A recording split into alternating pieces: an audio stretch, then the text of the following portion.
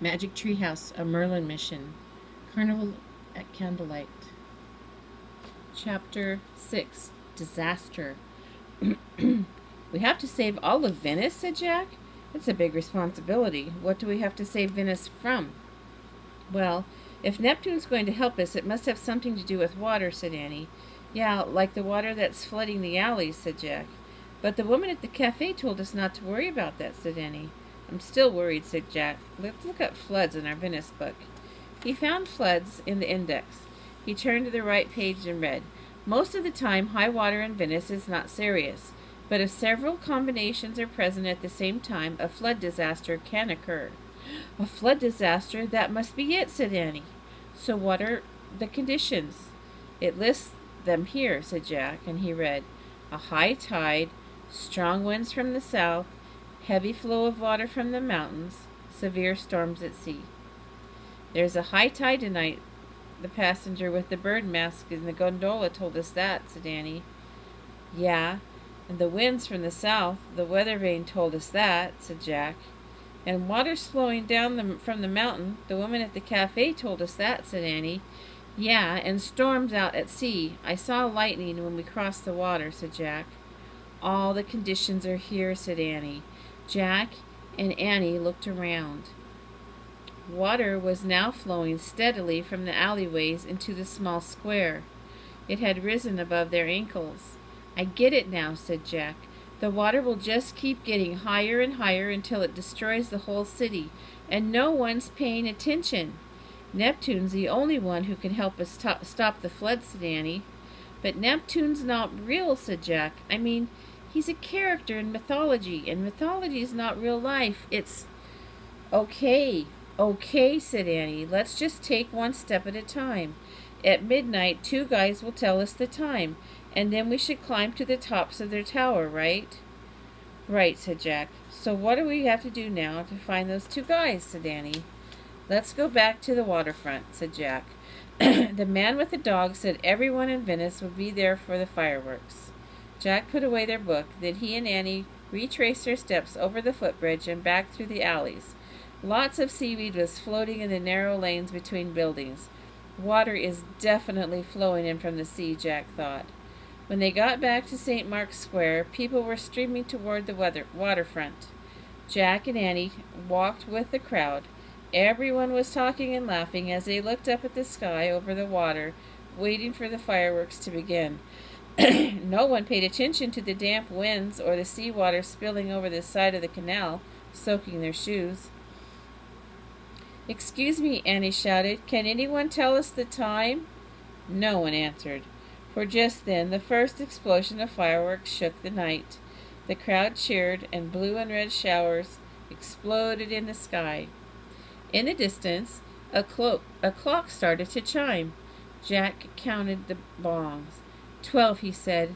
It's midnight now, according to that clock. More fireworks exploded over the water, and another clock began clanging. This time Jack counted only 11 bongs. He shook his head. This is crazy, he muttered. Jack looked around the crowd.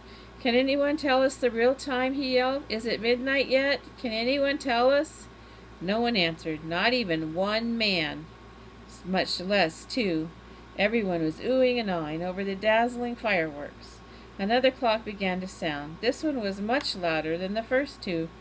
Bong! This is hopeless, said Jack. Bong! We'll never know the right time, he said. Bong!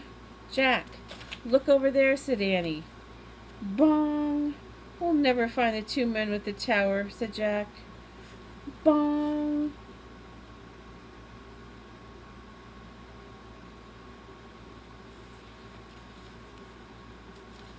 Jack, look, said Annie. Bong! All of Venice is about to drown in a flood, said Jack. Bong! And everyone's just cheering for fireworks, said Jack. Bong! Jack, look, said Annie. She pointed toward the clock tower at St. Mark's Square. Bong! Jack saw a huge bell on top of the tower. Two bronze statues were holding a club and striking the bell.